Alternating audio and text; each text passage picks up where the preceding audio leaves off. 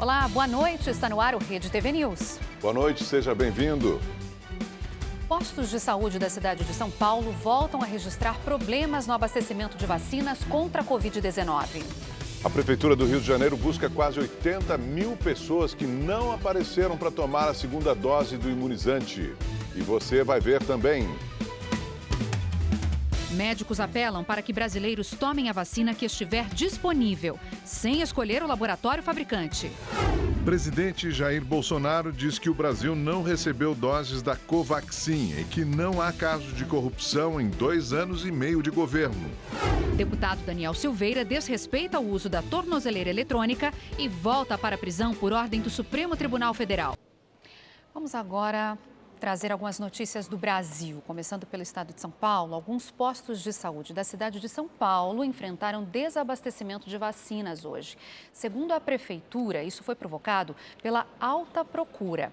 E o repórter Guilherme Lopes está acompanhando essa história de perto e tem mais informações para a gente ao vivo. Boa noite, Guilherme, seja bem-vindo. Como é que ficou a situação, então?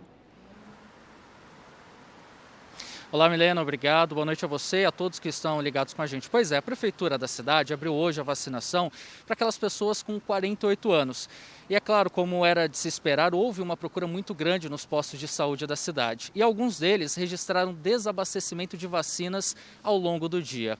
Neste de onde eu falo, na zona oeste da cidade, não teve esse problema, mas em outros, como da zona sul e da zona leste, esse problema foi registrado.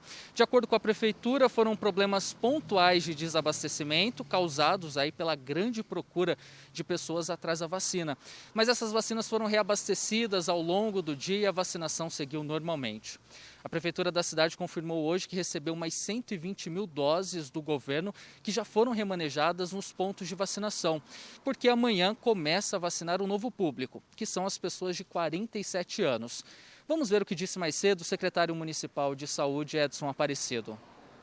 Hoje, na parte da manhã, nós recebemos 120 mil doses de vacina, foi 8 horas da manhã. Fizemos, como disse o prefeito, uma logística de distribuição, onde foi possível contar com o Exército, a PM e a GCM, para que escoltasse os nossos carros de distribuição, abrindo os faróis para que as unidades chegassem mais. Todas as pessoas podem ir nas nossas unidades, as nossas unidades estão abastecidas. Criar terrorismo nas pessoas e insegurança de que tem na vacina, que não tem vacina nos nossos postos, nada ajuda. E, Guilherme, hoje o Brasil recebeu mais vacinas contra a Covid-19. Conta pra gente, então, qual o tamanho desse lote que chegou e onde já estão essas doses? Sim, Milena, o Brasil recebeu essa remessa com 300 mil vacinas da Janssen. Elas chegaram hoje no Aeroporto Internacional de Guarulhos e ficaram por lá mesmo, no centro de distribuição do Ministério da Saúde. E de lá, elas serão distribuídas para todo o país. Essas vacinas fazem parte do contrato entre o Ministério da Saúde e a Johnson & Johnson, fabricante das vacinas da Janssen, e que prevê a entrega de um total de 38 milhões de vacinas. Na terça-feira, o país recebeu 1,5 milhão de vacinas, que também foram entregues ao Ministério da Saúde. Amanhã, o Brasil vai receber mais vacinas, só que não foram compradas, e sim de doação. Em um acordo bilateral, os Estados Unidos vão embarcar daqui a pouquinho, lá no aeroporto de Fort Lauderdale, na Flórida, cerca de 3 milhões de vacinas da Janssen que foram doadas ao Brasil. Até agora, essa é a maior quantidade de vacinas já doada pelos Estados Unidos a qualquer outro país. E demonstra a preocupação dos norte-americanos em combater a Covid-19 e priorizar os países do Ocidente.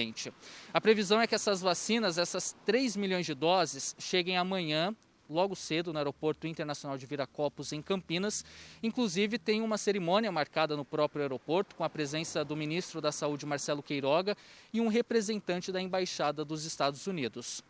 De São Paulo, Guilherme Lopes, para o Rede TV News. E a Prefeitura do Rio de Janeiro tenta localizar quem não retornou aos postos de saúde para tomar a segunda dose da vacina contra a Covid-19. Olha, quase 80 mil pessoas estão nessa situação na cidade. É um trabalho de formiguinha. Os agentes de saúde checam nome a nome, telefonam e podem até visitar as casas de quem deveria ter tomado a segunda dose, mas não retornou ao posto.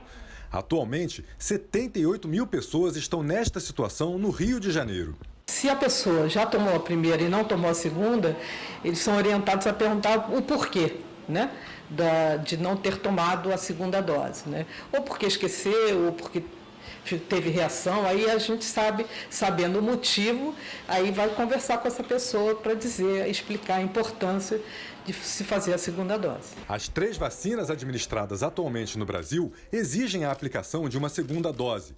Um esquema ao qual o brasileiro ainda não está acostumado, já que campanhas de imunização de outras doenças como gripe e sarampo exigem apenas uma dose. Por isso a importância da conscientização.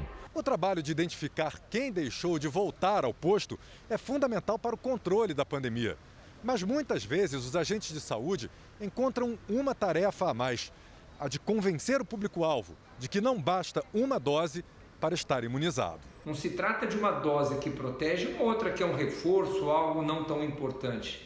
Pelo contrário, se você não completa o esquema adequado com as 2 doses, a proteção não é conferida. O indivíduo fica com a falsa sensação de que está protegido e não está.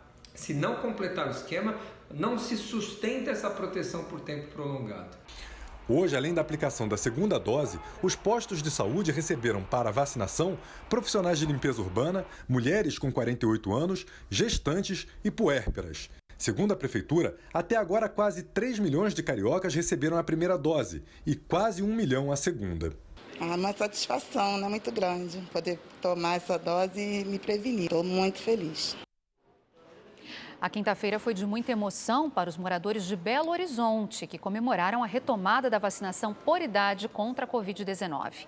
Também hoje, Minas Gerais recebeu novos lotes de imunizantes, entre eles o da Janssen. Foram 2 semanas de espera, contando os dias. Ansioso para ser vacinado e dar um tapa de vez nessa Covid aí. A retomada da vacinação contra a Covid-19 para o público geral movimentou os centros de saúde. Logo no início da manhã, algumas filas se formaram em frente às unidades. Alívio e emoção para a Patrícia, que faz restaurações em museus e precisa trabalhar presencialmente. Muito alívio mesmo, saber que daqui para frente a gente vai conseguir andar, né? E espero que todo mundo que essa vacina seja aberta, que todo mundo consiga chegar e ter esse sentimento que eu estou sentindo agora. O Leandro entrou na fila do drive-thru de bicicleta mesmo, aos 55 anos, com a saúde em dia e agora imunizado. Eu já faço um pedal de bicicleta aqui dentro da universidade. Já passei, vi que estava liberado, fiquei sabendo ontem à tarde. Aproveitei, já vamos tomar logo, né? Apesar da vacinação por faixa etária ter ficado parada, em termos de população imunizada, Belo Horizonte é uma das capitais com a situação mais avançada. Até o momento, mais de 1 milhão de moradores receberam a primeira dose. Isso representa 50% do público-alvo. Já 40% da cidade está totalmente protegida com a segunda dose. A ampliação da vacinação foi possível com o repasse de 120 mil doses aqui para a cidade. Até sábado, um multirão espera imunizar 60 mil moradores, entre 55 e 53 anos. A expectativa é que o público geral continue sendo imunizado nas próximas semanas. Quase 800 mil doses de vacinas chegaram hoje para Minas Gerais. No carregamento, o primeiro lote com 150 mil imunizantes da Janssen. Agora vamos aos números da Covid-19 no Brasil. De acordo com o Ministério da Saúde, 16.511.000 pessoas se recuperaram da doença, 1.222.000 estão em acompanhamento. Desde o início da pandemia, mais de 509 mil pessoas morreram por causa da Covid-19 no país. Com as notícias sobre eventuais reações causadas pelas vacinas, muitas pessoas estão com medo de tomar os imunizantes e outras querem escolher qual tomar. Porém, os especialistas reforçam que não precisa ser assim. As vacinas disponíveis hoje são seguras e eficazes contra a doença. Juliana teve Covid com sintomas leves. O marido dela sofreu com a forma mais grave da doença. A filha não se contaminou, mas teve reações causadas pela vacina. E isso gerou um pouco de medo. Minha filha passou mal os 3 dias, com muita dor de cabeça, dor de corpo.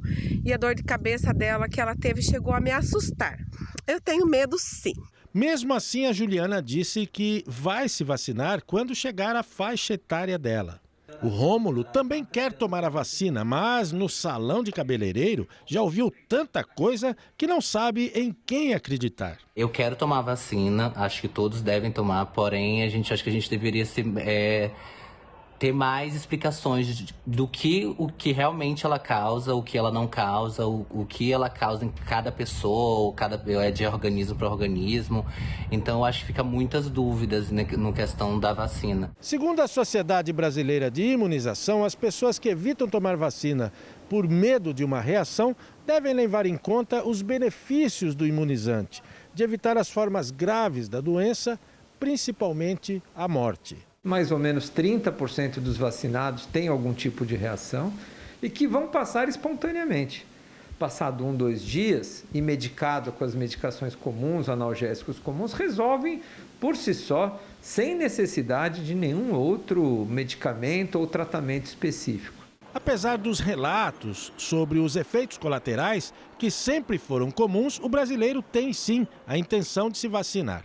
Uma pesquisa realizada no início do ano em 15 países mostra que 88% da população brasileira pretendem tomar a vacina quando ela estiver disponível. Esse número só é menor do que o do Reino Unido, que teve 89%. Em terceiro lugar aparecem os chineses e os mexicanos com 85% e em seguida Espanha e Itália com 80%. Não há sentido as pessoas deixarem de se vacinar com medo dessas reações que são leves, colocando em risco a sua própria vida, a sua própria saúde, com uma doença que é potencialmente muito grave. Então, medo da reação?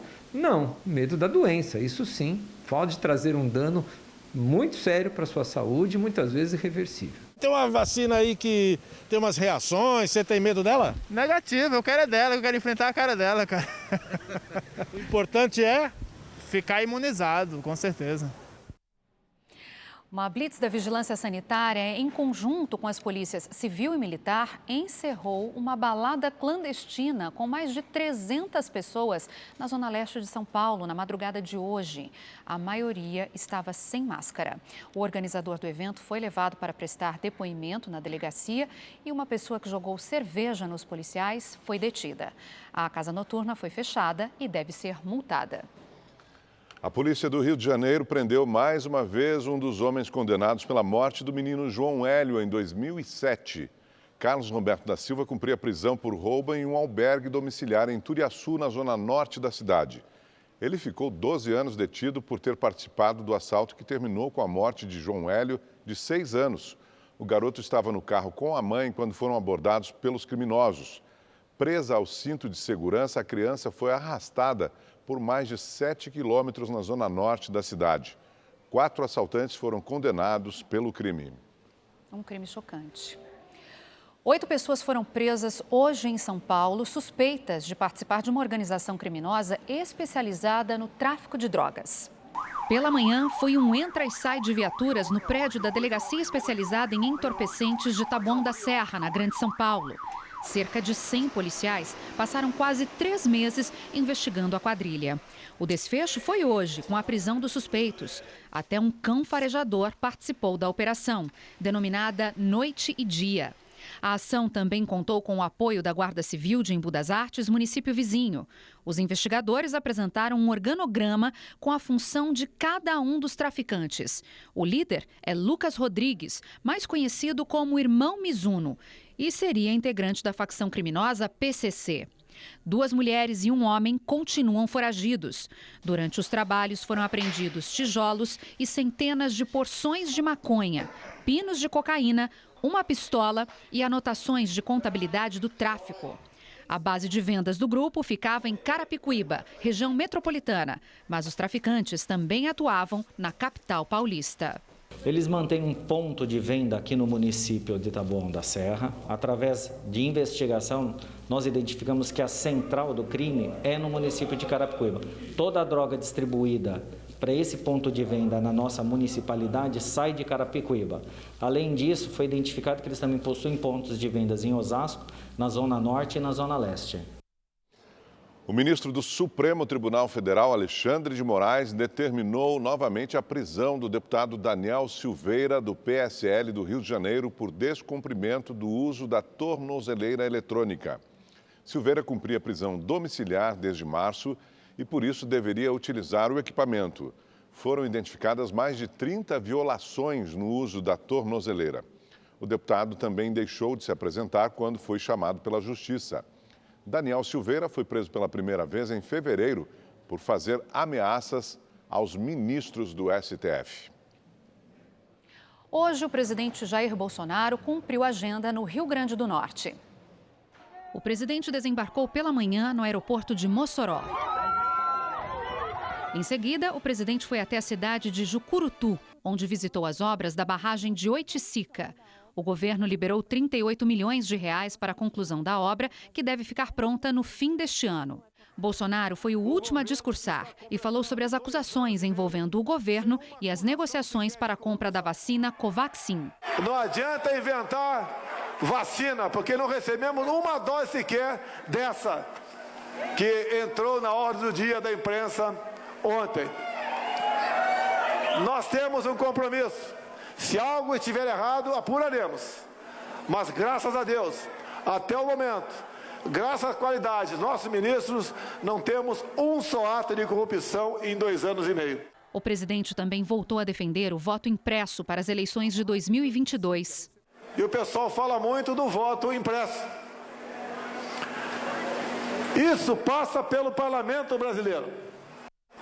E tenho certeza de uma coisa.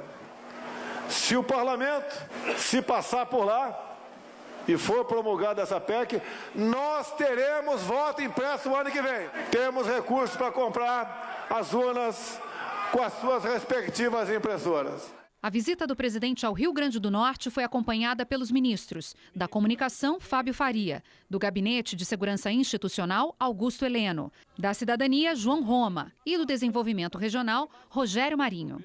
Bolsonaro também assinou uma ordem de serviço para a construção de um ramal que levará água a 54 cidades, do Rio Grande do Norte, da Paraíba e do Ceará. O presidente criticou a CPI da pandemia e o relator, o senador Renan Calheiros, do MDB de Alagoas. Não adianta inventar em CPI para querer me tirar do poder.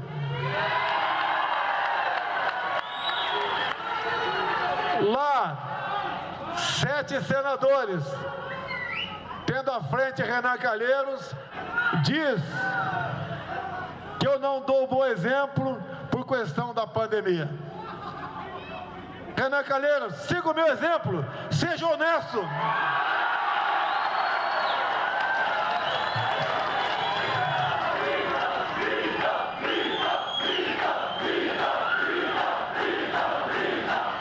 Faça o que eu faço. Venha para o meio do povo. O ministro Gilmar Mendes, do Supremo Tribunal Federal, declarou hoje a suspeição do ex-juiz Sérgio Moro em todos os processos relacionados ao ex-presidente Luiz Inácio Lula da Silva.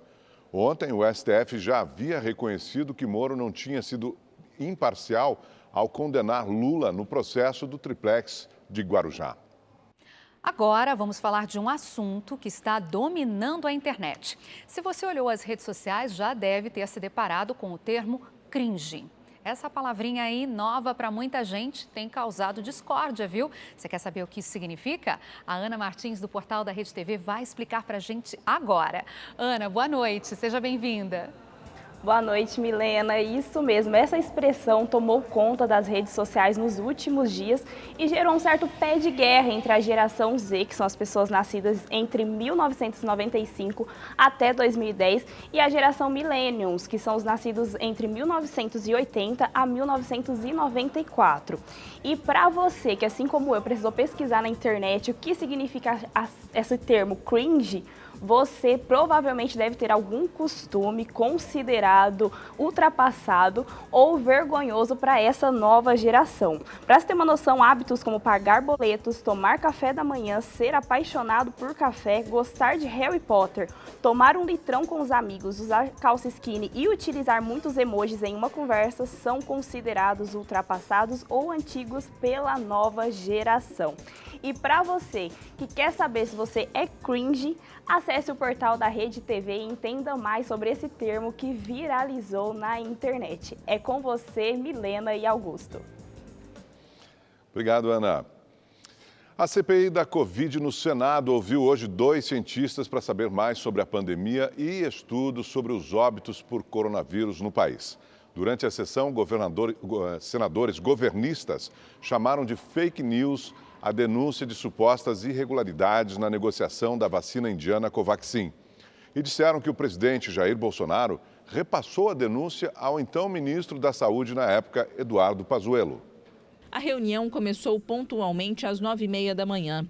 Logo no início da sessão, o senador Marcos Rogério, do Democratas de Rondônia, pediu a palavra. Ele chamou de fake news a denúncia de um possível superfaturamento e favorecimento à empresa Precisa, que negocia a vacina Covaxin com o Ministério da Saúde. Apenas algumas considerações face às muitas manifestações que estamos ouvindo aqui no âmbito dessa CPI, especialmente com relação a esse caso da Covaxin, que me parece ser o maior fake news até agora no âmbito dessa CPI.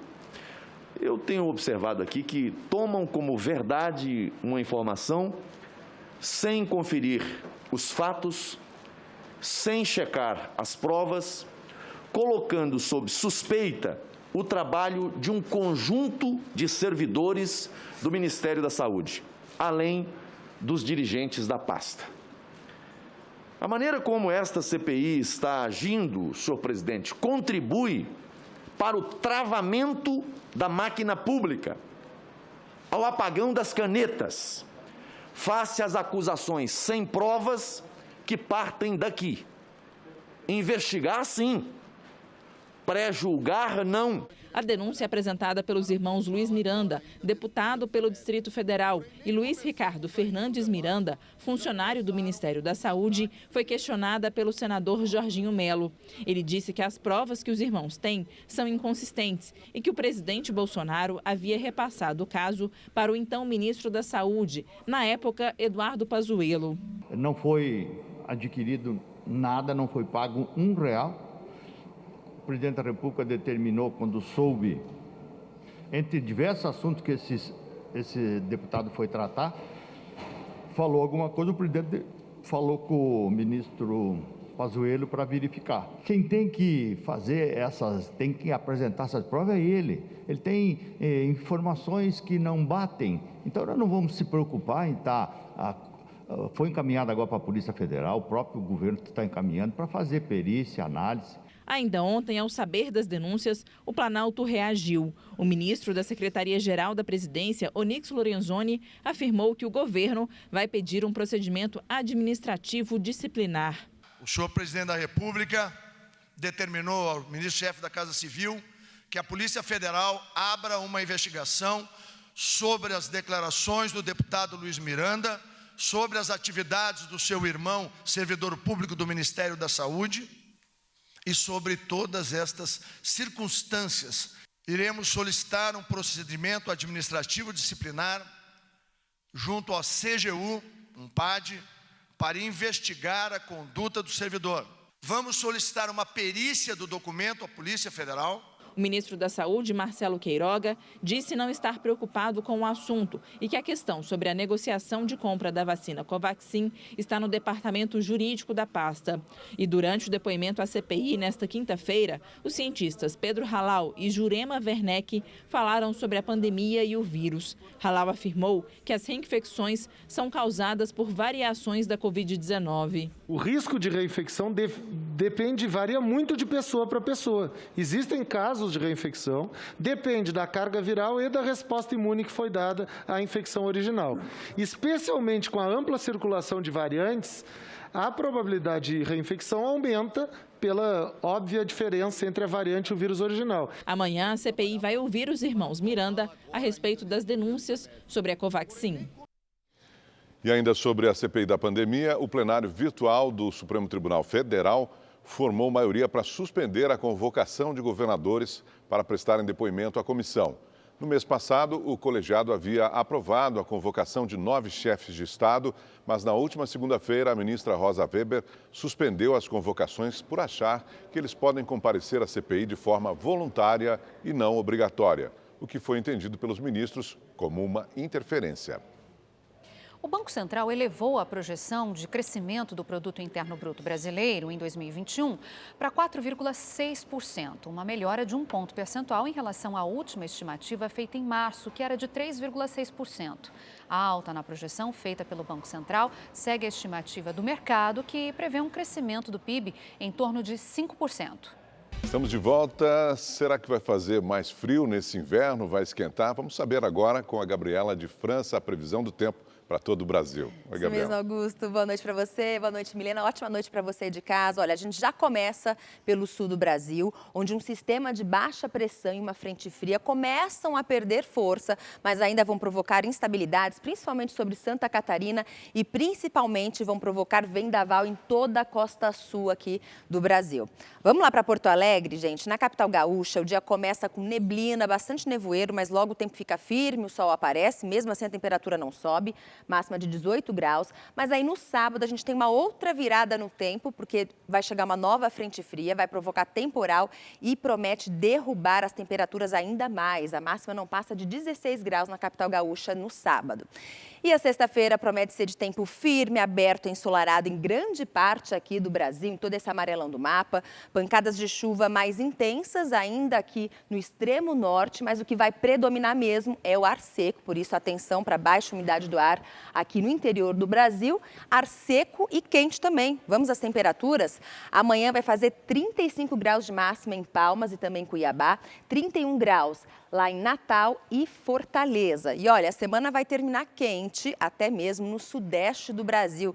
Depois a gente ter tido aí algumas temperaturas mais baixas, né? Amanhã no Rio de Janeiro, máxima de 30 graus. Na capital paulista ainda faz friozinho pela noite, pela manhãzinha, 14 graus de mínima, mas à tarde rapidinho chega aos 27 graus, com bastante sol, e 26 graus lá em Vitória. A tendência é que continue assim no final de semana por enquanto, viu? Eu digo por enquanto porque a próxima semana promete ser gelada no centro-sul do Brasil. É que a gente vai ter uma massa de ar frio de origem polar muito forte, que promete derrubar as temperaturas no centro-sul do país. E segundo os meteorologistas, ela tem potencial para provocar até neve no sul do Brasil. E aí, será que vai nevar? Os detalhes eu te conto aqui no Rede TV News. E amanhã eu trago a previsão do tempo para o final de semana para você. Uma ótima noite e fico por aqui, gente. Tchau, tchau. Obrigada, Gabriela. No Paraná, um software foi desenvolvido para detectar o coronavírus em até 3 segundos. O software, desenvolvido por uma empresa de tecnologia na área médica, em parceria com a Universidade Estadual de Maringá, chama a atenção pela agilidade em detectar ou não a presença do vírus. O software faz uma conexão direta com os espectrofotômetros. O espectrofotômetro captura a imagem, faz a contagem da partícula e o software ele não processa, ele simplesmente exibe o resultado da imagem gráfica gerada pelo próprio espectrofotômetro, possibilitando então a gente diferenciar de forma bem simplificada o caso positivo do negativo. No início de junho, a Anvisa foi notificada sobre o novo teste desenvolvido aqui no Paraná. Agora é necessário esperar o aval da Agência Nacional de Vigilância Sanitária para viabilizar o produto. O software foi testado em 970 pessoas. Os pesquisadores alcançaram 83% de sensibilidade, que é a capacidade de acertar o resultado positivo, e 91% de especificidade, que é o acerto do resultado negativo. O nível de confiança ficou de 90%. Então, diante deste resultado, já que ele não se compara ao teste padrão ouro, porque ele realmente é muito difícil você atingir um grau de competência que tem o teste padrão ouro, ele pode ser utilizado como teste complementar, podendo fazer uma triagem. E com isso, ele é muito bem aceito, porque ele não tem a necessidade de coleta de material biológico. E o Rede TV News de hoje fica por aqui. Obrigada pela sua companhia. A gente se vê amanhã. Boa noite.